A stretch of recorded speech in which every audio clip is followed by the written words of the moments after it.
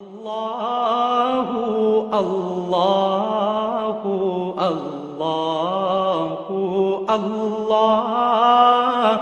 اللہ اللہ اللہ اللہ الحمد للہ رب العالمین والعاقبۃ للمتقین والصلاة والسلام علی خیر خلقہ محمد وآلہ واصحابہ اجمعین اما بعد فاعوذ باللہ من الشیطان الرجیم بسم اللہ الرحمن الرحیم قال الملأ الذين استكبروا من قومه لنخرجنك يا شعيب والذين آمنوا معك من قريتنا أو لتعودن في ملتنا قال أولو كنا كارهين قد افترينا على الله كذبا إن عدنا في ملتكم بعد إذ نجانا الله منها وما يكون لنا أن نعود فيها إلا أن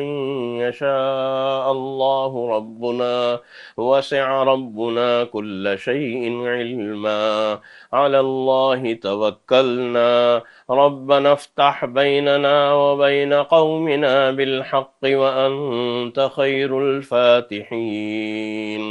وقال الملأ الذين كفروا من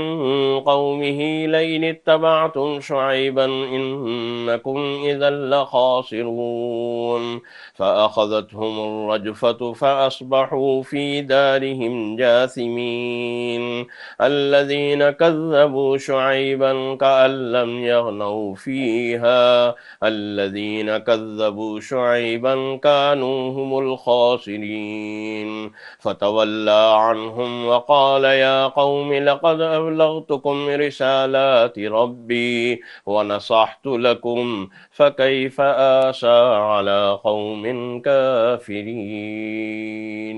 صدق اللہ العظیم۔ نویں پارے کی ابتدائی آیات آپ کے سامنے تلاوت کی گئی ہیں اور آج آپ کے سامنے پارہ نمبر 9 یعنی نویں پارے کے مضامین کا خلاصہ اور نچوڑ پیش کیا جائے گا۔ سورۃ الاعراف کے مضامین چل رہے تھے اور سورۃ الاعراف کی 87 آیات 8ویں پارے کے اندر گزر گئی تھیں۔ اب آیت نمبر 88 سے گویا نویں پارے کا آغاز ہو رہا ہے۔ سورۃ الاعراف میں جب ہم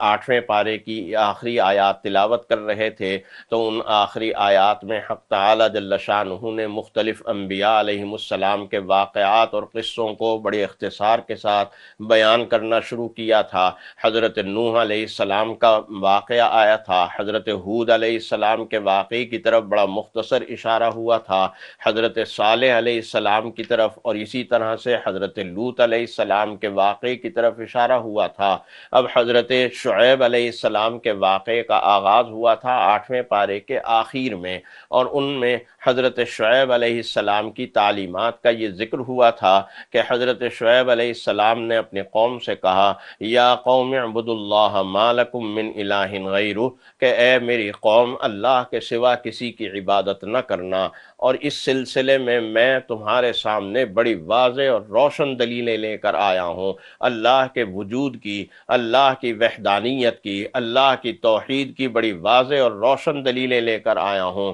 چنانچہ اللہ کو ایک ماننا اور اللہ کو ایک ماننے کے ساتھ ساتھ اپنے کاروباری اور مالی معاملات کو بھی درست رکھنا، اور وہ کیا کہ اوفوا الکیل والمیزان، ناپ تول پورا رکھنا، ولا تبخسوا الناس اشیاءہم، اور اشیاء کے اندر اور چیزوں کے اندر ملاوٹیں نہ کرنا، یعنی کوالٹی کنٹرول بھی ہو اور کوانٹٹی کنٹرول بھی ہو، نہ کوانٹٹی میں کوئی کمی واقع ہو کہ کم تول دیا یا کم ناپ لیا، اور نہ کوالٹی کے اندر کوئی فرق آئے اور اس کے اندر کوئی کمی واقع ہو۔ ان دونوں باتوں کا خیال رکھنا، اور ولا تفسدوا فی الارض بعد اصلاحها، اور زمین کی اصلاح کے بعد، اور زمین میں جب اللہ کا نبی آ گیا، اللہ کے نبی نے امن و امان قائم کر دیا، تو اب فساد مت مچانا، اللہ کے نبی کی بات کو ماننا اور اس امن کو فروغ دینا اور آگے بڑھانا۔ ولا تقعدوا بكل صراط توعدون وتصدون عن सबीलिल्लाह, اور لوگوں کو راستوں میں تنگ نہ کرنا،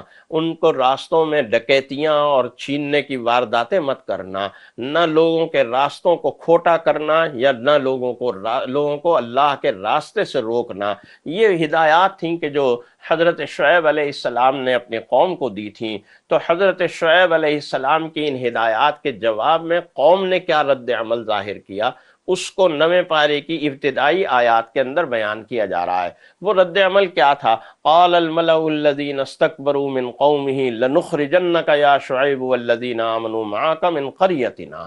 کہ اے شعیب علیہ السلام، اگر یہ تم نے نصیحتیں نہ ختم کی اور اس طرح سے ہمارے اوپر اس طرح کی باتیں نہ کی اور ان سے باز نہ آئے تو ہم تمہیں اپنے گاؤں سے نکال دیں گے۔ لنخرجنک من قریتنا، اور نہ صرف یہ کہ ہم تمہیں بھی نکال دیں گے بلکہ جتنے لوگ تمہارے ماننے والے ہیں، تمہارے پیروکار ہیں، جو چند لوگوں نے تمہارے اوپر ایمان قبول کیا، ہم انہیں بھی اپنے گاؤں سے نکال دیں گے۔ تمہیں ہمارے گاؤں میں رہنے کا اور ہمارے شہر میں، ہماری بستی میں رہنے کا کوئی حق نہیں ہے۔ یہ اہل حق کے لیے اس طرح کے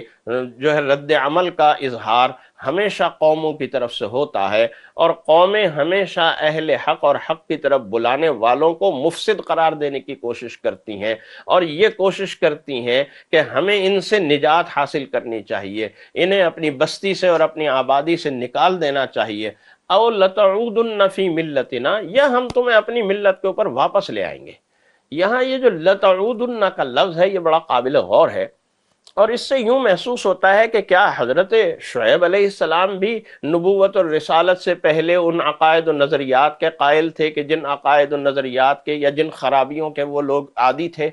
ظاہر ہے جن خرابیوں کا ذکر کیا حضرت شعیب علیہ السلام نے کہ ناپ تول میں کمی نہ کرنا، ملاوٹیں نہ کرنا، فساد نہ مچانا، ظاہر ہے کہ لتعودن فی ملتنا سے یوں سمجھ میں آتا ہے، یوں خیال آتا ہے، یا یہ سوال اٹھتا ہے کہ کیا حضرت شعیب علیہ السلام بھی ان عادتوں کے اندر اس سے پہلے مبتلا تھے، جو یہ کہا جا رہا ہے کہ ہم تمہیں واپس انہی عادتوں کی طرف لوٹا دیں گے؟ تو یہ بات نہیں ہے۔ حضرت شعیب علیہ اللہ کا نبی ہوتا ہے، اور یہ بات یاد رکھیے گا کہ اللہ کا نبی نبوت کے بعد معصوم ہوتا ہے، اس سے کسی خطا کا، گناہ کا سرزد ہونا ناممکن ہوتا ہے، لیکن نبوت سے پہلے وہ محفوظ ہوتا ہے۔ اللہ کی خاص حفاظت ہوتی ہے جو اسے گناہ سے اور نافرمانی سے بچاتی ہے، اور شرک اور کفر کی واردات میں تو اللہ کا نبی کبھی بھی مبتلا نہیں ہوتا۔ یہ تو اس سے تصور ہی نہیں ہوتا، بچپن کی زندگی سے لے کر اول دن کی زندگی اور شعوری زندگی سے لے کر اور نبوت کی زندگی تک بھی اس کی زندگی میں آپ کو کبھی شرک کا مظاہرہ نظر نہیں آئے گا۔ تو اس لیے یہ ان کا اپنا خیال تھا، ان کا اپنا گمان تھا کہ حضرت شعیب علیہ السلام بھی ہماری طرح کے انسان تھے، وہی باتیں جو ہم کرتے تھے وہی یہ بھی کرتے تھے، آج نبوت کا دعویٰ کر بیٹھے ہیں تو ہمیں نصیحتیں کر رہے ہیں۔ یہ ان کا خیال تھا، یہ ان کا گمان تھا کہ حضرت شعیب بھی ہماری ہی ملت کے فرد تھے، حالانکہ حضرت شعیب کبھی بھی ان کی ملت کے فرد نہیں تھے۔ وما یکون لنا ان نعود فیہا الا ان یشاء اللہ ربنا وسع ربنا کل شیء علما۔ یہ بات حضرت شعیب علیہ السلام کے حوالے سے نہایت ہی افتراء کی اور جھوٹ کی بات ہے کہ حضرت شعیب علیہ السلام کے متعلق یہ خیال کرنا کہ نبوت سے پہلے وہ بھی ان خرابیوں کے اندر مبتلا تھے۔ چنانچہ اسی طرح سے ایک دوسری جماعت اٹھی، اور اس جماعت نے کیا کہا؟ وقال الملأ الذين كفروا من قومه لئن اتبعتم شعيبا انكم اذا لخاسرون۔ انہوں نے انسانوں کو، دوسرے لوگوں کو خطاب کیا جو لوگ حضرت شعیب علیہ السلام کے متبعین اور پیروکار تھے۔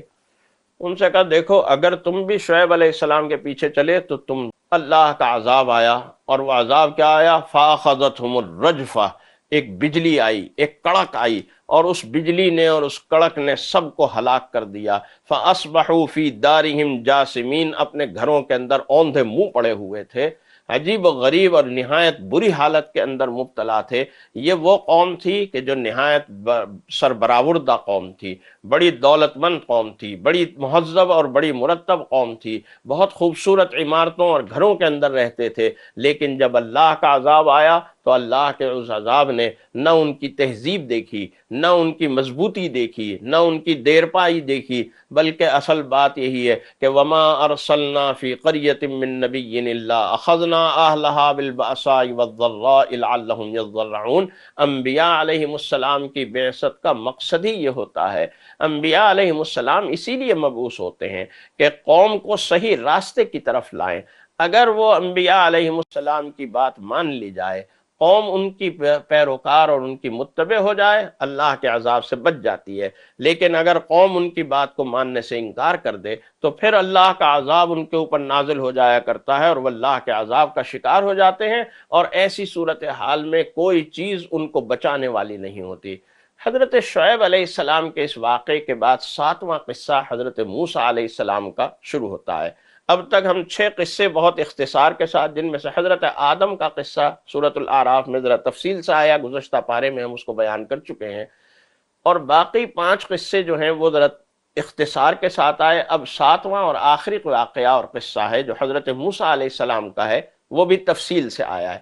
وہ تفصیل وہاں سے شروع ہو رہی ہے کہ جب اللہ تعالیٰ نے حضرت موسیٰ علیہ السلام کو یہ ذمہ داری دی کہ فرعون کے دربار میں جاؤ اور فرعون کے دربار میں جا کر اسے دعوت حق دو، اور جو 2 معجزات میں نے تمہیں دیے ہیں ان 2 معجزات کا مظاہرہ اس کے سامنے کرو۔ وہ 2 معجزات کیا تھے؟ وہ ایک معجزہ تو حضرت موسیٰ علیہ السلام کا یہ تھا کہ جب وہ لاٹھی پھینکتے تھے تو وہ لاٹھی جو تھی وہ حیۃ تسعی، ایک اژدہا اور ایک سانپ کی شکل اختیار کر جاتی تھی۔ اور دوسرا معجزہ یہ تھا کہ اپنا ہاتھ وہ گریبان میں ڈال کر نکالتے تھے تو وہ بڑا روشن اور منور ہو کر اور بڑا چمکدار ہو کر نکلتا تھا۔ یہ 2 نشانیاں تھیں اللہ کی، یہ 2 معجزات تھے اللہ کے جو اللہ تعالیٰ نے حضرت موسیٰ علیہ السلام کو عطا فرمائے تھے۔ سانپ کا معجزہ تھا نہ ماننے والوں کے لیے، نہ ماننے والوں کے لیے لاٹھی تھی اور اس لاٹھی کا سانپ بن جانا تھا، اور ماننے والوں کے لیے ید بیضا کا اور یہ ہاتھ کے چمکنے کا معجزہ تھا کہ جو لوگ حضرت موسیٰ علیہ السلام کو مانیں گے ان کے لیے ہدایت اور علم کی روشنی ہے اور اس کا نور ہے، اور جو نہیں مانیں گے ان کے لیے زہریلا سانپ ہے اور ایک ناگ ہے۔ تو حضرت موسیٰ علیہ السلام نے ان دونوں باتوں کا، ان دونوں معجزات کا مظاہرہ کیا فرعون کے دربار میں پہنچ کر۔ جب یہ مظاہرہ ہوا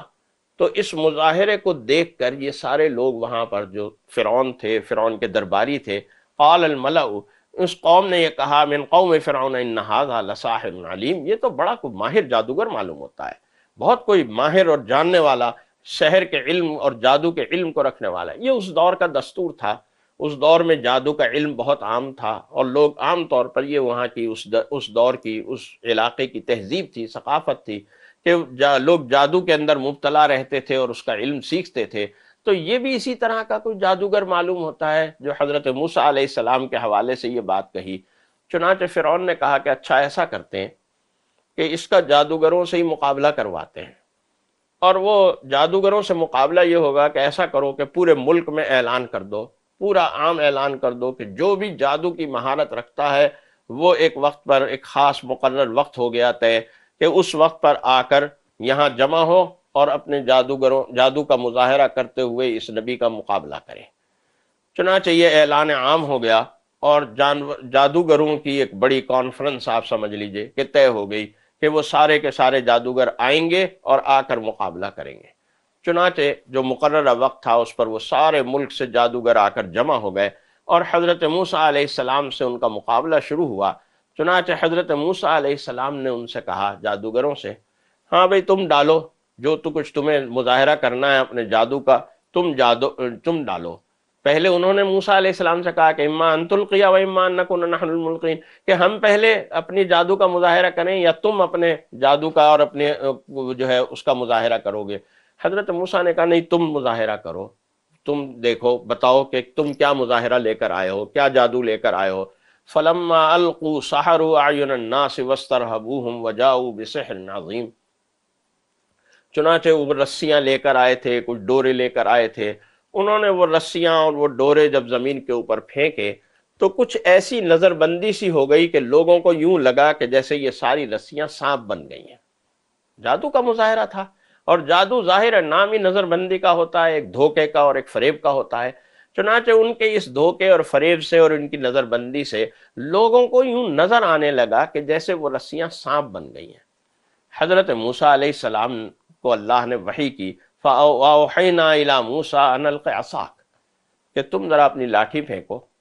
حضرت موسیٰ علیہ السلام اپنی لاٹھی پھینکنا چاہتے تھے، لیکن تھوڑے سے متعمل اس وجہ سے تھے کہ میں جب لاٹھی پھینکوں گا تو وہ بھی سانپ بنے گی، ان لوگوں نے جو رسیاں پھینکی ہیں وہ بھی سانپ بن گئی ہیں، اور نظر یوں آ رہا ہے کہ جیسے سانپ بن گئی ہیں۔ ایسا نہ ہو کہ لوگ جادو اور معجزے کے درمیان فرق نہ کر پائیں، لوگوں کو یہ پتہ نہ لگے کہ جادو کیا ہے اور معجزہ کیا ہے، اللہ کے نبی کی بات کیا ہے اور جادوگروں کا تماشا کیا ہے، حق کیا ہے اور باطل کیا ہے۔ اللہ تعالیٰ نے کہا نہیں، اس فکر اور پریشانی میں پڑنے کی ضرورت نہیں، یہ ہمارا کام ہے، تم ڈالو اپنی لاٹھی۔ چنانچہ حضرت موسیٰ علیہ السلام نے جب لاٹھی ڈالی، فوقع الحق وبطل ما كانوا يعملون، تو سارے جادوگروں کا جو جادو تھا وہ باطل ہو گیا۔ باطل ہونے کا مطلب کیا ہے کہ وہ لاٹھی جب سانپ بنی تو اس نے ان سارے سانپوں کو بے اثر کر دیا، کھا نہیں لیا، ان کے وجود کو ختم نہیں کیا، بلکہ یوں ہوا کہ جو نظر بندی انہوں نے کی تھی اور جس نظر بندی کی وجہ سے وہ لوگوں کو سانپ نظر آ رہی تھی، وہ ساری نظر بندی ایک دم ختم ہو گئی حضرت موسیٰ علیہ السلام کے لاٹھی پھینکنے سے، اور وہ رسیاں دوبارہ رسیاں ہی نظر آنے لگی لوگوں کو، یعنی لوگوں کو بھی پتہ چل گیا کہ حضرت موسیٰ علیہ السلام نے جو ایک لاٹھی پھینکی تھی اس نے ساری رسیوں کو اور سارے سانپوں کو بے اثر کر دیا۔ لیکن ظاہر ہے کہ ضد بازی تھی، انہوں نے تو قبول نہیں کیا، لیکن جادوگر سمجھ گئے، وہ صاحب فن تھے نا، وہ سمجھ گئے کہ موسیٰ علیہ السلام نے جس چیز کا مظاہرہ کیا ہے وہ کوئی فن نہیں ہے، وہ کوئی جادو نہیں ہے، یہ کوئی اور ماورائی چیز ہے۔ چنانچہ وہ سارے کے سارے ایک دم سے وَأُلْقِيَ السَّحَرَةُ ساجدین، سارے کے سارے جادوگر جو تھے حضرت موسیٰ علیہ السلام کے سامنے سجدے میں گر گئے۔ وہ جادو،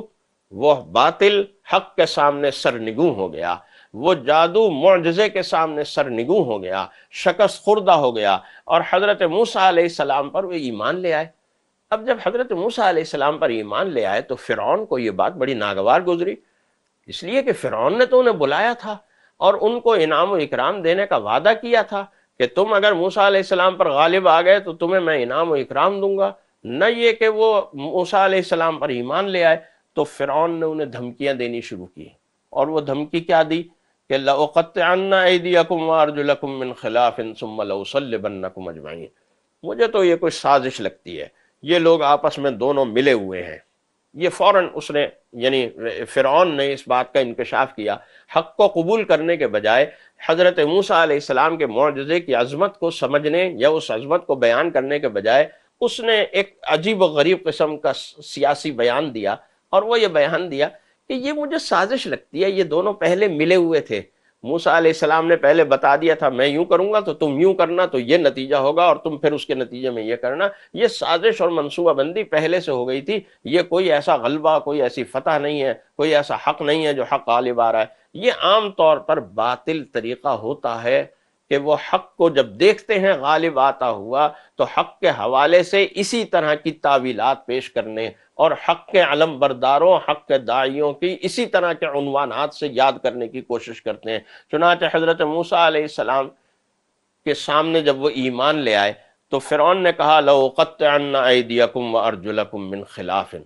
میں مخالف سے تمہارے ہاتھ اور پاؤں کٹوا دوں گا، دایاں ہاتھ اور بایاں پاؤں، بایاں ہاتھ یا دایاں پاؤں، میں تمہارے مخالف سے، تاکہ تم کسی قابل نہ رہو، تمہاری ایک ٹانگ کٹ جائے تاکہ تم چلنے پھرنے کے قابل نہ رہو، تمہارا ایک ہاتھ بھی کٹ جائے تاکہ تم جادو کا تماشا کرنے اور جادو کا مظاہرہ کرنے کے قابل نہ رہو، تم کمانے کے قابل نہ رہو، تم زندگی میں کسی عمل کے قابل نہ رہو۔ ثُمَّ لَأُصَلِّبَنَّكُمْ أَجْمَعِينَ، اور پھر میں تم سب کو سولی چڑھا دوں گا، زندہ ہی نہیں چھوڑوں گا، سب کو مار دوں گا۔ قالوا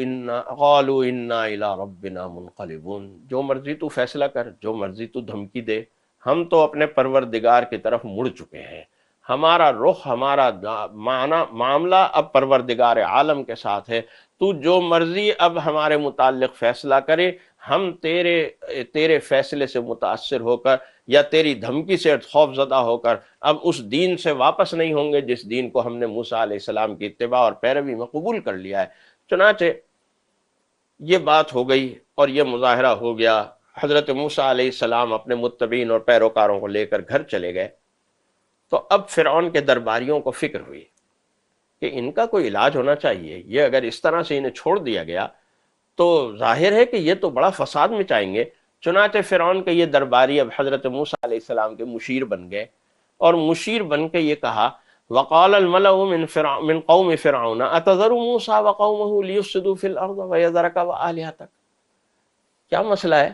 آپ کیا انہیں موسیٰ علیہ السلام کو اور ان کے ماننے والوں کو اسی طرح چھوڑ دیں گے آزاد؟ یہ جو جی چاہے کریں، جس طرح جی چاہے زمین میں فساد مچائیں، وَيَذَرَكَ وَآلِهَتَكَ، اور جو تیری عبودیت ہے، تیرے معبود ہونے کا جو معاملہ ہے، وہ سارا کا سارا کھٹائی میں پڑ جائے، لوگ تجھے ماننے کے بجائے موسیٰ کے رب کے اور پروردگار کے اوپر ایمان لانا شروع کر دیں۔ یہ ان مشیران گرامی نے فرعون کو سجھایا، تو فرعون نے اس پر کہا، سنقتل ابناءہم ونستحیی نساءہم، ایسا کیسے ہو سکتا ہے؟ میرا اقتدار ہے، میرے پاس پاور ہے، میرے پاس فیصلے کی طاقت ہے، میں ان سب مردوں کو قتل کر دوں گا اور ان کی عورتوں کو زندہ رکھوں گا تاکہ وہ عورتیں ہماری خدمت کرتی رہیں اور سارے مرد ان کے جو ہیں وہ ختم ہو جائیں، میں یہ فیصلہ کر رہا ہوں اور اس طرح سے یہ کروں گا۔ چنانچہ حضرت موسیٰ علیہ السلام کو اللہ کی طرف سے یہ تلقین ہوئی کہ استعینوا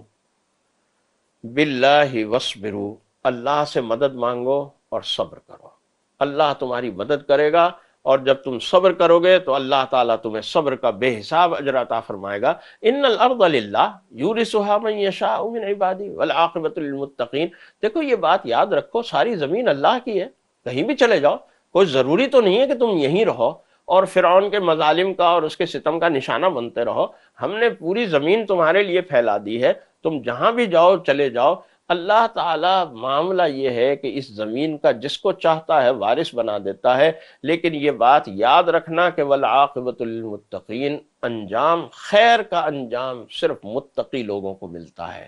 خیر کا انجام دوسرے لوگوں کو نہیں ملتا۔ قالوا اوذینا من قبل ان تأتینا ومن بعد ما جئتنا قال عسى ربكم ان يهلك عدوكم ويستخلفكم في الارض۔ چنانچہ یہ بات ہوئی اور حضرت موسیٰ علیہ السلام وہاں سے اپنی قوم کو لے کر چل پڑے۔ وَلَقَدْ أَخَذْنَا آلَ فِرْعَوْنَ بِالسِّنِينَ وَنَقْصٍ مِّنَ الثَّمَرَاتِ لَعَلَّهُمْ يَذَّكَّرُونَ فَإِذَا جَاءَتْهُمُ الْحَسَنَةُ قَالُوا لَنَا هَٰذِهِ وَإِن تُصِبْهُمْ سَيِّئَةٌ يَطَّيَّرُوا بِمُوسَىٰ وَمَن مَّعَهُ۔ ادھر یہ ہوا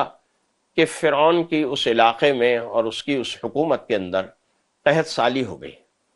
اور جب قحط سالی ہوئی تو فرعون اور اس کے درباری جو تھے وہ کہنے لگے کہ اصل میں بات یہ ہے کہ ان تصبہم سیئۃ یطیروا بموسیٰ ومن معہ، یہ موسیٰ علیہ السلام اور ان کے ماننے والوں کی نحوست ہے جس کی وجہ سے ہم یہ قحط سالی کے اندر مبتلا ہو گئے ہیں۔ یہ بھی اہل باطل کا ہمیشہ سے طریقہ ہے کہ وہ اہل حق کو، حق کے داعیوں کو، حق کے مبلغین کو اسی طرح سے نحوست زدہ قرار دینے کی کوشش کرتے ہیں، اور ہر شر اور برائی کا ذمہ دار انہیں ٹھہرانے کی کوشش کرتے ہیں کہ معاشرے میں جو بھی شر اور برائی پھیل رہی ہے، چاہے وہ فساد کی صورت میں پھیل رہی ہے، چاہے وہ کسی بیماری اور وبا کی صورت میں پھیل رہی ہے، اس کے اصل ذمہ دار یہی حق کے داعی اور مبلغین ہوتے ہیں۔ یہ ہمیشہ سے باطل پرستوں کا طریقہ رہا ہے، یہ باطل پرست اسی طرح یہاں بھی یہی ہوا۔ چنانچہ اللہ کی طرف سے اور طوفان آئے، ٹڈی دل آیا، اس ٹڈی دل کا یہ لوگ شکار ہوئے، مینڈکوں کا طوفان آیا۔ مینڈکوں کا کیسے طوفان آیا کہ اتنی کثرت سے مینڈک پیدا ہو گئے کہ جہاں وہ ہاتھ ڈالتے تھے وہاں مینڈک ہی مینڈک، کھانوں میں مینڈک، برتنوں میں مینڈک، کپڑوں میں مینڈک، کوئی جگہ مینڈکوں سے اکیلی اور بچی ہوئی نہیں تھے۔ چنانچہ اللہ تعالیٰ نے حضرت موسیٰ علیہ السلام کو کہا، یا موسیٰ ادع لنا ربک بما عہد عندک لئن کشفت عنا الرجز لنؤمنن لک ولنرسلن معک بنی اسرائیل۔ اے موسیٰ علیہ السلام، آپ اپنے پروردگار سے اس عہد کو یاد رکھیے اور اسی سے دعا کیجئے۔ یہ سارے طوفان، یہ ساری وبائیں، یہ ساری بلائیں اللہ سے تعلق اور اللہ سے مانگنے کے نتیجے میں ختم ہو جائیں گی۔ اللہ تعالیٰ آپ کو صحت یابی عطا فرمائے گا، ان وباؤں اور ان بلاؤں سے اللہ تعالیٰ اطمینان عطا فرمائے گا، لیکن شرط یہی ہے کہ آپ اللہ سے جو آپ نے عہد کیا ہے اس کو پورا کرتے رہیں اور اللہ سے مانگتے رہیں۔ اللہ تعالیٰ اپنی رحمتیں نازل فرمائے گا اور ان بلاؤں اور ان وباؤں سے اللہ تعالیٰ آپ کو نجات عطا فرمائے گا۔ چنانچہ حضرت موسیٰ علیہ السلام اپنے قوم کو لے کر نکل گئے، اور پھر ایک اور مرحلہ شروع ہوا، اور اس مرحلے کو بیان کرنا شروع کیا اسی سورہ مبارکہ یعنی سورۃ الاعراف کے آیت مبارکہ نمبر 142 سے۔ اور وہ زمانہ ہے وہ کہ جب اللہ تعالیٰ نے حضرت موسیٰ علیہ السلام کو 40 دن کے لیے کوہ طور پر بلایا تھا، اور وہاں یہ ہوا تھا کہ وَوَعَدْنَا مُوسَىٰ 30 لَيْلَةً وَأَتْمَمْنَاهَا بِعَشْرٍ، کہ اللہ تعالیٰ نے موسیٰ علیہ السلام کو پہلے تو 30 دن کے لیے بلایا تھا، پھر 10 دن کا اس میں اضافہ ہوا، اور 10 دن کے اضافے کے ساتھ یہ 40 دن کی مدت پوری ہوئی۔ اور اس 40 دن کی مدت کے لیے حضرت موسیٰ علیہ السلام کو اللہ نے کوہ طور پر بلایا، اور جب یہ 40 دن کی مدت پوری ہوئی تو اللہ تعالیٰ نے حضرت موسیٰ علیہ السلام کو اپنی کتاب عطا فرمائی۔ چنانچہ یہ کتاب کا عطا فرمانا یہ گویا حضرت موسیٰ علیہ السلام کی رسالت کا آغاز ہو رہا ہے۔ اب تک کا جو وقت ہے، یعنی وہ موقع کہ جب کوہ طور پر پہلی مرتبہ اللہ سے ہم کلامی کا شرف ہوا تھا حضرت موسیٰ علیہ السلام کو، اور حضرت موسیٰ علیہ السلام کی ذمہ داری لگی تھی کہ فرعون کے دربار میں جاؤ، وہاں سے حضرت موسیٰ کی نبوت کا آغاز ہوا تھا۔ اور جب اللہ تعالیٰ نے حضرت موسیٰ علیہ السلام کو کتاب عطا فرمائی تو اب یہ حضرت موسیٰ علیہ السلام کی رسالت کا آغاز ہے۔ ہر رسول پہلے نبی ہوتا ہے اور پھر رسول بنتا ہے۔ ہاں اگر نبی نبی ہی رہے، یعنی وہ سابق ہی کسی شریعت کا مدعی اور پیروکار رہے اور اسی کا مبلغ اور داعی رہے تو وہ نبی ہوتا ہے، لیکن اگر اللہ تعالیٰ کسی نبی کو نئی کتاب نئی شریعت عطا فرما دیں تو پھر وہ رسول ہو جاتا ہے۔ اس سے گویا جو نتیجہ سامنے آ رہا ہے وہ یہ آ رہا ہے، اور یہ بات یاد رکھیے گا، کسی موقع پر میں آپ کو یہ بات یاد دلاؤں گا کہ اللہ کا ہر رسول نبی ہوتا ہے، لیکن اللہ کا ہر نبی رسول نہیں ہوتا۔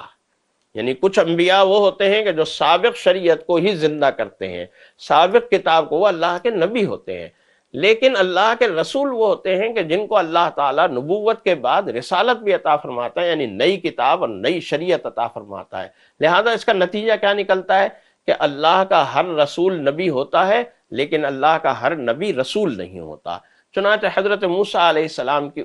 اس واقعے کے اس حصے کو ذکر کیا جا رہا ہے کہ 40 دن کے بعد حضرت موسیٰ علیہ السلام جب تورات لے کر پہنچے اپنی قوم میں، تو وہ قوم جو تھی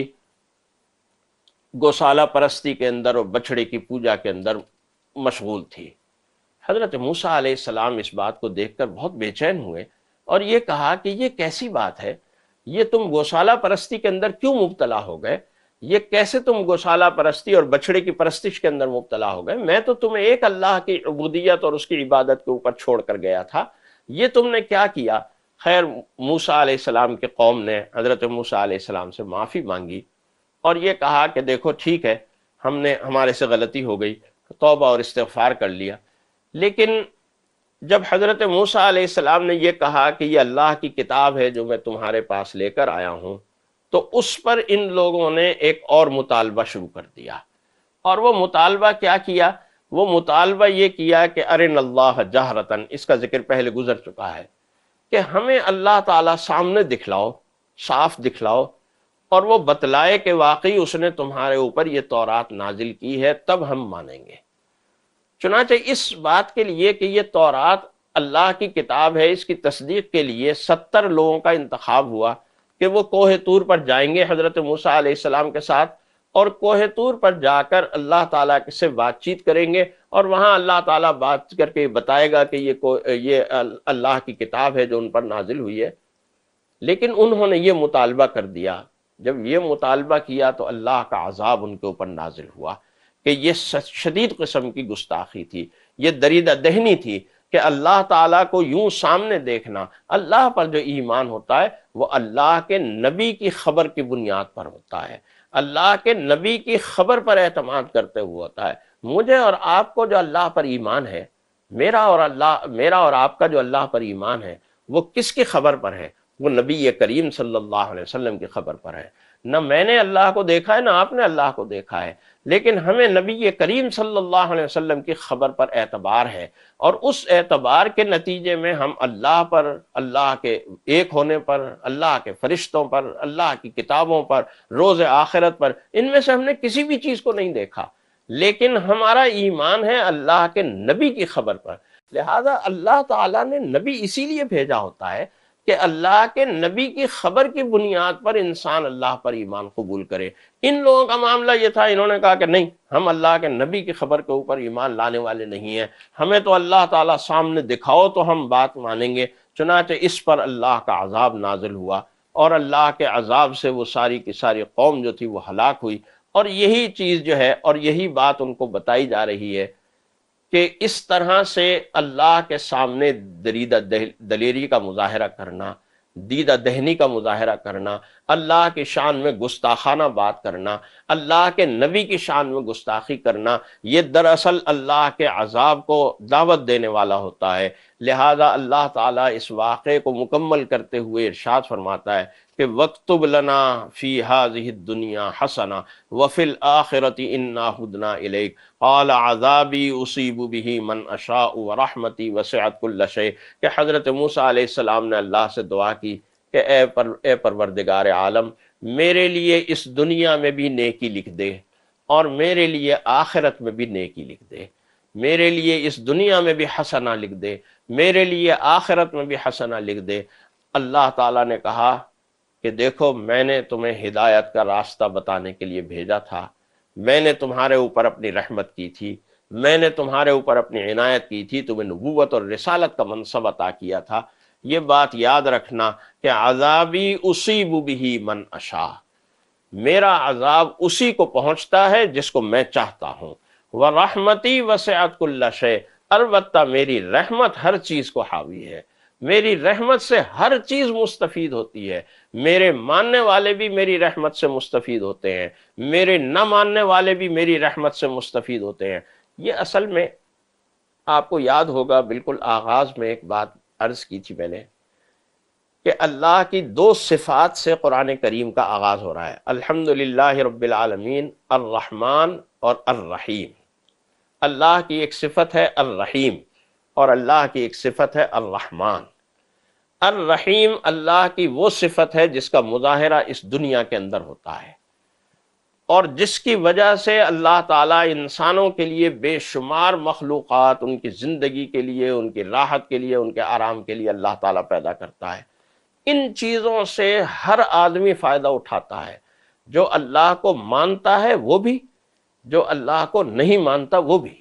جو اللہ کا مطیع اور فرما بردار ہے۔ یہ جتنی مخلوقات ہیں، زمین کی پیداواری صلاحیت ہے، پانی ہے، آکسیجن ہے، سورج ہے، سورج سے شمسی توانائی حاصل ہو رہی ہے، چاند ہے، چاند کی روشنی ہے، ستارے ہیں، ان ساری چیزوں سے اللہ کو ماننے والے بھی فائدہ اٹھاتے ہیں، اللہ کو نہ ماننے والے بھی فائدہ اٹھاتے ہیں۔ یہ اللہ کی رحیمی ہے۔ لیکن ایک اللہ کی صفت رحمان ہے، اس صفت رحمان کا مظاہرہ ہوگا روز آخرت اور روز آخرت کے بعد۔ وہ صفت رحمان اللہ کے مومن بندوں کے لیے خاص ہوگی، وہ اس صفت رحمان سے اللہ کے باغی اور سرکش بندے مستفید نہیں ہوں گے۔ چنانچہ اللہ تعالیٰ نبی کریم صلی اللہ علیہ وسلم کی رسالت کو اور نبوت کو بیان کرتا ہے، اور یہ بات بتلاتا ہے کہ دیکھو، تمہارے سامنے انبیاء علیہ السلام کے قصے آ رہے ہیں کہ فلاں قوم کی طرف فلاں نبی کو بھیجا، فلاں قوم کی طرف فلاں نبی کو بھیجا، فلاں قوم کی طرف فلاں نبی کو بھیجا، لیکن نبی کریم صلی اللہ علیہ وسلم کی جو نبوت اور رسالت ہے، وہ نبوت اور رسالت کسی مخصوص قوم کے لیے نہیں ہے، وہ نبوت اور رسالت کسی محدود زمانے کے لیے نہیں ہے، وہ نبوت اور رسالت کسی محدود اور مخصوص علاقے کے لیے نہیں ہے، بلکہ علاقہ ہو، قوم ہو، وقت ہو، زمانہ ہو، جو بھی چیز ہو، نبی کریم صلی اللہ علیہ وسلم کی نبوت اور رسالت عالمگیر سطح کی نبوت اور رسالت ہے۔ چنانچہ اس اعلان کے تلقین اور اس اعلان کا حکم ہوا رسول اللہ صلی اللہ علیہ وسلم کو، قل، آپ کہہ دیجئے، کیا کہہ دیجئے؟ یا ایہا الناس انی رسول اللہ الیکم جمیعا، اے انسانوں، میں تم سب کی طرف اللہ کا رسول بن کر آیا ہوں۔ یعنی وہ بات نہیں ہے وَإِلَىٰ عَادٍ أَخَاهُمْ هُودًا وَإِلَىٰ ثَمُودَ أَخَاهُمْ صَالِحًا کہ فلاں قوم کی طرف فلاں نبی بھیجا، فلاں قوم کی طرف فلاں نبی بھیجا۔ میری جو نبوت اور رسالت ہے اس کا دائرہ کسی علاقے تک محدود نہیں، اس کا دائرہ کسی قوم اور قبیلے تک محدود نہیں، اور اس کا دائرہ کسی زمانے تک محدود نہیں، اس لیے کہ میں اللہ کا آخری نبی ہوں۔ میں پوری انسانیت کے لیے اللہ کی طرف سے ہدایت کا آخری پیغام یعنی قرآن کریم لے کر آیا ہوں۔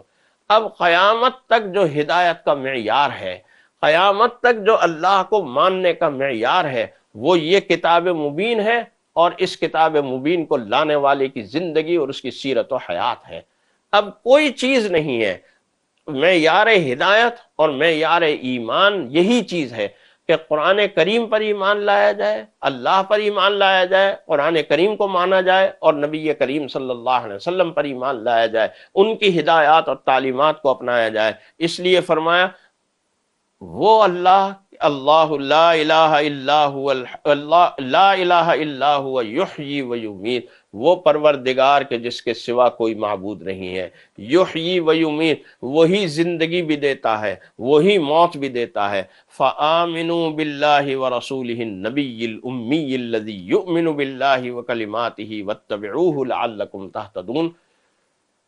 لہذا اللہ پر ایمان لے آؤ، جو اللہ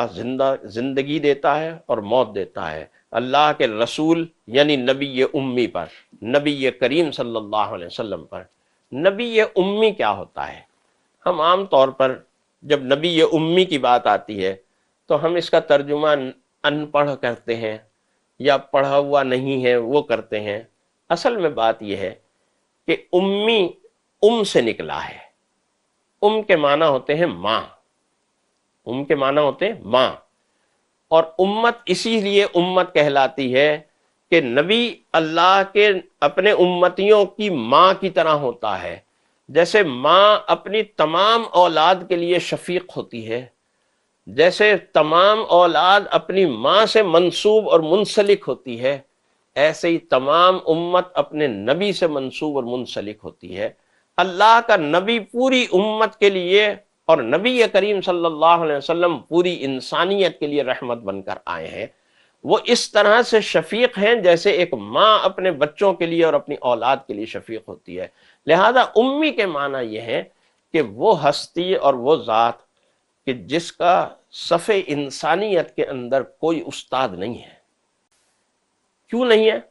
اس لیے کہ جو ان کا استاد ہوگا پھر اس کا مطلب ہے وہ ان سے بہتر ہے، ان سے افضل ہے، ان سے اعلیٰ ہے۔ اور انسانوں کے اندر کوئی شخص نبی کریم صلی اللہ علیہ وسلم سے افضل اور اعلیٰ نہیں ہو سکتا۔ انسانوں کی جماعت، انسانوں کی پوری بنی نوع انسان تمام مخلوقات سے اعلیٰ ہے، چاہے وہ حیوان ہوں، چاہے وہ فرشتے ہوں، چاہے وہ جنات ہوں، چاہے وہ دیگر مخلوقات ہوں، انسان ان سب سے اعلیٰ ہے۔ اور انسانوں کے اندر انبیاء علیہ السلام کی جماعت سب سے اعلیٰ ہے، اور انبیاء علیہ السلام کی جماعت میں سب سے اعلیٰ فرد اور سب سے افضل جو شخصیت اور ہستی ہے وہ نبی کریم صلی اللہ علیہ وسلم کی ہستی ہے۔ لہذا نبی کریم صلی اللہ علیہ وسلم چونکہ پوری بنی نوع انسان کے افضل ترین انسان ہیں،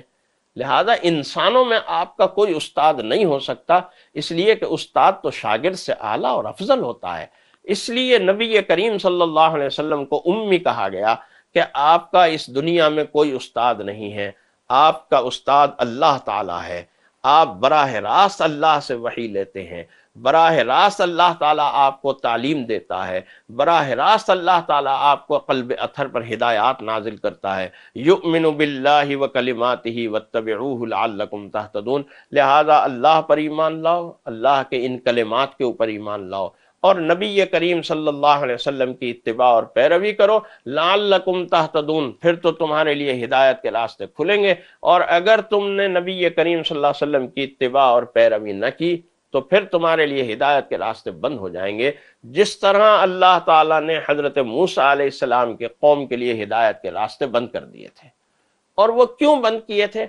وہ اس لیے بند کیے تھے، اس مناسبت سے حق تعالیٰ جل شانہ اصحاب السبت کا ذکر فرما رہے ہیں۔ ہفتے والے، اصحاب السبت کا مطلب ہے، السبت کہتے ہیں عبرانی زبان میں ہفتے کے روز کو۔ ہفتے کے روز کا معاملہ پہلے بھی آ چکا ہے، اور اس پر مختصر سی گفتگو میں نے آپ کے سامنے عرض کی تھی کہ وَاسْأَلْهُمْ عَنِ الْقَرْيَةِ الَّتِي كَانَتْ حَاضِرَةَ الْبَحْرِ، ایک گاؤں تھا، ایک بستی تھی جس میں حضرت موسیٰ علیہ السلام کے یہ متبعین اور پیروکار رہتے تھے سمندر کے کنارے۔ اب ظاہر ہے کہ سمندر کے کنارے وہ رہتے تھے تو سارے سب کا جو مشغلہ تھا، شغل تھا، کاروبار تھا، وہ مچھلی کا شکار، مچھلی پکڑنا اور ان کو فروخت کرنا، یہ سب کا معاش تھا اور سب کی زندگی کا ایک معاشی ذریعہ تھا۔ اس ضمن میں اللہ کی طرف سے حکم یہ ہوا کہ ٹھیک ہے مچھلی کا شکار کرو، تمہارے لیے جائز ہے، لیکن ہفتے کے دن مچھلی کا شکار نہیں کرنا۔ ہفتے کے دن مچھلی کے شکار کی ممانعت ہو گئی۔ اچھا، اب ہوتا یہ تھا، اللہ کی طرف سے آزمائش یہ ہوتی تھی کہ ہفتے کے دن ان لوگوں کو مچھلیاں زیادہ نظر آتی تھیں اور پانی کی سطح پر اوپر نظر آتی تھیں، یوں لگتا تھا کہ بڑی آسانی سے شکار ہو جائیں گی۔ دل للچاتا تھا، ظاہر ہے کہ آج ہفتے کا دن ہے، مچھلی کا شکار منع ہے، اب یہ کیسے ہوگا، آج کیسے شکار ہوگا، اب مچھلیاں نظر بھی زیادہ آ رہی ہیں۔ تو اس کا ایک طریقہ انہوں نے اختیار کیا، اور وہ طریقہ یہ اختیار کیا کہ ایک تالاب بنا لیا۔ ہفتے کے دن اس تالاب میں پانی کے آنے کا راستہ کھول دیتے تھے، چنانچہ سمندر سے یا دریا سے وہ پانی جو ہے وہ اس تالاب کے اندر آتا تھا اور مچھلیاں بھی ساتھ آ جاتی تھیں، اور جب مچھلیاں بہت ساری آ جاتی تھی ایک خاص تعداد میں، مقدار میں، تو تالاب سے واپسی کا راستہ بند کر دیتے تھے پانی کا،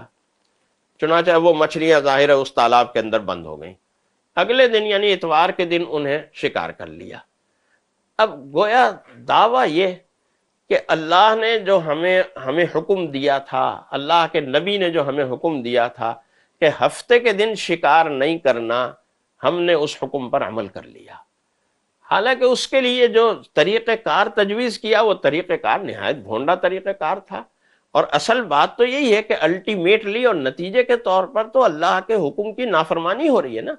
اللہ کے نبی کے حکم کی نافرمانی ہو رہی ہے۔ چنانچہ یہ چیز جو تھی یہ ان لوگوں کے لیے سزا کا باعث بنی، اور وہ وہی بات ہے جس کو سورۃ البقرہ میں اللہ تعالیٰ نے ارشاد فرمایا تھا کہ قردۃ خاسئین، ہم نے ان کو بندر کی طرح بنا دیا۔ اور وہ بندر کی طرح اس لیے بنے، کیوں بنے؟ ایک طرف تو یہ کہ انہوں نے اللہ کے حکم کی نافرمانی کی، لیکن اللہ کے حکم کی نافرمانی کے ساتھ ساتھ انہوں نے اس کا طریقہ ایسا اختیار کیا کہ اپنے تئیں وہ یہ سمجھتے رہے کہ ہم اللہ کی نافرمانی نہیں کر رہے۔ دیکھیے یہی فرق تھا ابلیس کے عمل میں اور حضرت آدم و حوا کے عمل میں، کہ ابلیس سے جب اللہ نے پوچھا کہ سجدہ کیوں نہیں کیا، تو ابلیس نے کیا کہا؟ انا خیر منہ خلقتنی من نار وخلقتہ من طین۔ اور جب اللہ تعالیٰ نے آدم و حوا سے پوچھا کہ کیوں کھایا جب میں نے منع کیا تھا، تو آدم و حوا نے کیا کہا؟ ربنا ظلمنا انفسنا وان لم تغفر لنا وترحمنا لنکونن من الخاسرین۔ گویا یہ ایک اسوہ بتا دیا گیا، آدمیت کا تقاضا بتا دیا گیا، اولاد آدم ہونے کا تقاضا بتا دیا گیا کہ اولاد آدم ہونے کا تقاضا یہ ہے کہ اول تو اللہ کی نافرمانی کرو مت، اور اگر ہو جائے تو اس پر ندامت اور شرمندگی کا اظہار کرو، اللہ کے سامنے اقرار کرو کہ اے اللہ میں نے تیری کوتاہی غلطی کی ہے، تیری نافرمانی کر کے میں نے اپنے اوپر ظلم کیا ہے۔ یہ موسیٰ علیہ السلام کی جو قوم تھی یہ اصل میں ابلیسی طریقے کے اوپر گامزن تھی، کہ یہ ابلیس کا طریقہ تھا کہ غلطی کرو، خطا کرو، نافرمانی کرو، اور پھر اس نافرمانی کو جسٹیفائی کرنے کی کوشش کرو۔ یہی چیز حضرت موسیٰ علیہ السلام کی اس قوم نے کی کہ غلطی کی، نافرمانی کی، اللہ کی نافرمانی بھی کی، اللہ کے رسول کی نافرمانی بھی کی، اور پھر اسے جسٹیفائی کرنے کی کوشش کی کہ ہم نے ہفتے کے دن تو شکار نہیں کیا، ہفتے کے دن تو ہم نے یوں کیا۔ تو یہ جو چیز ہوتی ہے، یہ رویہ اور یہ روش بڑی خطرناک ہوتی ہے، اللہ کے غیظ و غضب کو دعوت دینے والی ہوتی ہے، کہ انسان اللہ کی اور اللہ کے رسول کی نافرمانی بھی کرے، اور پھر اس نافرمانی کے اوپر نادم اور شرمندہ ہونے کے بجائے اللہ کے سامنے حیلے سازیاں کرنا شروع کر دے اور تعویلات کرنا شروع کر دے۔ چنانچہ حق تعالی جل شانہ بنی آدم کے اس عہد کا ذکر کر رہا ہے کہ دیکھو بنی آدم کو اللہ سے کیے ہوئے اس عہد و پیمان کو خیال رکھنا چاہیے، اور وہ بنی آدم سے عہد و پیمان کیا ہوا تھا کہ وَإِذْ أَخَذَ رَبُّكَ مِن بَنِي آدَمَ مِن ظُهُورِهِمْ ذُرِّيَّتَهُمْ وَأَشْهَدَهُمْ عَلَىٰ أَنفُسِهِمْ अलस्तु बिरब्बिकुम, کہ پوری ذریت کو آدم کی پیٹھ سے نکالا، اور نکال کر اللہ نے پوچھا الست بربکم، کیا میں تمہارا پروردگار نہیں ہوں؟ تو پوری اولاد آدم نے کیا کہا؟ آلو بلا، ہاں کیوں نہیں، آپ ہمارے پروردگار ہیں۔ یہ وہ عہد الست ہے جو اللہ تعالیٰ نے پوری ذریت آدم سے لیا ہے، اور ہر آدمی نے اور ہر انسان نے، حضرت آدم و حوا کی اولاد کے ایک ایک فرد نے یہ اقرار کیا ہے اللہ کے سامنے کہ آپ ہمارے پروردگار ہیں، بلکہ آپ ہی ہمارے پروردگار ہیں۔ اب جو اس عہد سے پھرتا ہے، جو اللہ کے علاوہ کسی اور چیز کو اپنا معبود بنا لیتا ہے، اس کا مطلب ہے وہ اپنے اس فطری عہد سے مخالفت کر رہا ہے، اس وعدے کو توڑ رہا ہے، اس عہد کی خلاف ورزی کر رہا ہے کہ جو اللہ تعالیٰ نے اس سے کیا تھا۔ چنانچہ اس عہد کو یاد دلاتے ہوئے حق تعالیٰ جل شانہ پھر وہی بات ارشاد فرما رہے ہیں جو سورۃ النساء کے آغاز میں فرمائی تھی کہ دیکھو اللہ وہ ہے کہ خلقکم من نفس واحدۃ وجعل منہا زوجہا لیسکن الیہا، کہ جس نے تمہیں سارے انسانوں کو ایک جان سے پیدا کیا ہے۔ ایک انسان تمہارا باپ ہے، ایک انسان تمہاری ماں ہے، سب اسی سے پیدا ہوئے ہیں، اور تمہیں مرد و عورت میں تقسیم اس لیے کیا کہ تم ایک دوسرے سے سکون حاصل کرو، ایک دوسرے سے اطمینان حاصل کرو۔ اس کے معنی یہ ہے کہ مرد عورت کے لیے باعث اطمینان ہونا چاہیے، اور عورت مرد کے لیے باعث اطمینان ہونی چاہیے، دونوں ایک دوسرے کے خلاف نہ ہوں، دونوں ایک دوسرے کے ہمدرد اور خیر خواہ ہوں، اور دونوں کا وجود دوسرے کے لیے ہمدردی اور خیر خواہی کا ہو اور محبت کا ہو۔ ان مضامین پر سورۃ الاعراف کے مضامین ختم ہوتے ہیں، سورۃ الانفال کا آغاز ہوتا ہے۔ سورۃ الانفال میں 75 آیات ہیں اور 2 رکوع ہیں۔ یہ سورہ مبارکہ 9ویں پارے میں اس کا آغاز ہوتا ہے، لیکن آخر میں جا کر مکمل ہوتی ہے 10ویں پارے کے اندر۔ اس سورہ مبارکہ میں حق تعالی جل شانہ نے جہاد و قتال کے احکام کا ذکر کیا، اور بطور خاص مال غنیمت کا ذکر کیا کہ مال غنیمت وہ مال ہوتا ہے کہ جب مسلمان کفار سے جنگ کرتے ہیں، لڑتے ہیں، تو کفار سے جو مال ان کی شکست کی صورت میں حاصل ہوتا ہے وہ مال غنیمت کہلاتا ہے۔ جو چیزیں وہ چھوڑ کر بھاگ لیتے ہیں میدان جنگ میں، وہ میدان جنگ سے حاصل ہونے والا جو مال ہوتا ہے وہ مال غنیمت کہلاتا ہے۔ چنانچہ اس مال غنیمت کی تقسیم میں اللہ تعالیٰ نے نبی کریم صلی اللہ علیہ وسلم کو کچھ اختیارات دیے ہیں، اور وہ اختیارات اس طرح سے کہ مال غنیمت کو سب سے پہلے 5 حصوں میں تقسیم کیا جائے، اس 5ویں حصے کو بیت المال میں جمع کرایا جائے، اور بقیہ مال غنیمت ان لڑنے والے لوگوں میں، سپاہیوں میں اور مجاہدین میں تقسیم کر دیا جائے۔ پھر وہ جو 5واں حصہ ہے، اس 5ویں حصے کو بھی اللہ تعالیٰ نے بیان کیا کہ اس 5ویں حصے کی تقسیم کس طرح سے ہوگی، یہ مال غنیمت کیا ہے اور 5ویں حصے کی تقسیم کس طرح سے ہوگی، اور اس میں نبی کریم صلی اللہ علیہ وسلم کے اختیارات کیا ہیں، ان اختیارات کو بھی بیان کیا گیا۔ اور مضمون اصل میں یہ بیان کیا جا رہا ہے، اس کی تفصیلات انشاءاللہ آپ کے سامنے 10ویں پارے کے مضامین کے ضمن میں آئیں گی، کہ اصل میں ہر مرحلے پر آپ کو مال مل رہا ہو یا آپ کو کوئی نقصان کا سامنا ہو، نبی کریم صلی اللہ علیہ وسلم کی اطاعت اور پیروی کرنی ہے۔ چنانچہ اس ضمن میں اس سورہ مبارکہ میں مختلف غزوات کا بھی ذکر ہے، ان سے ملنے والے مالہائے غنیمت کا بھی ذکر ہے، اور ان کے احکام کی بھی تفصیلات بیان کی جا رہی ہیں، اور یہ تفصیلات انشاءاللہ العزیز آئندہ ملاقات میں جب 10ویں پارے کے مضامین بیان ہوں گے تو 10ویں پارے کے مضامین میں وہ تفصیلات آپ کے سامنے آئیں گی۔ چنانچہ 9ویں پارے کے مضامین کا اختتام ان الفاظ اور ان کلمات میں ہوتا ہے کہ یا ایھا الذین آمنوا اذا لقیتم الذین کفروا زحفا فلا تولوہم الادبار ومن یولیہم یومئذ دبرہ الا متحرفا۔ دیکھو یہ بات یاد رکھنا کہ اللہ تعالیٰ نے تمہیں ایمانی رعب عطا فرمایا ہے، جب کافروں سے مقابلہ ہو تو کبھی کمزوری نہ دکھانا، کبھی پیٹھ پھیر کر نہ بھاگنا، شکست یہ مومن کا کام نہیں ہے، ہتھیار ڈالنا یہ مومن کا کام نہیں ہے۔ مومن کا کام ہے یا غالب آنا یا شہید ہو جانا۔ یہ مومن کا کام ہے۔ اور اسی بات کو بیان کرتے ہوئے حق تعالی جل شانہ نویں پارے کے مضامین کو مکمل فرما رہے ہیں، اور یہ بات فرما رہے ہیں کہ یا ایھا الذین آمنوا استجیبوا للہ ورسولہ اذا دعاکم لما یحییکم، کہ اللہ کا نبی جب تمہیں اس زندگی کی طرف بلائے تو دوڑ کر جانا، اس کی بات کو ماننا اور اس کی بات کو قبول کرنا۔ یہ کیسے ہوگا، یہ اطاعت اور فرما برداری کیسے ہوگی، اس کی تفصیلات آئندہ آیات میں آ رہی ہیں، جن پر انشاءاللہ کل ملاقات میں گفتگو ہوگی۔ وآخر دعوانا ان الحمدللہ رب العالمین۔ اللہ اللہ اللہ اللہ اللہ اللہ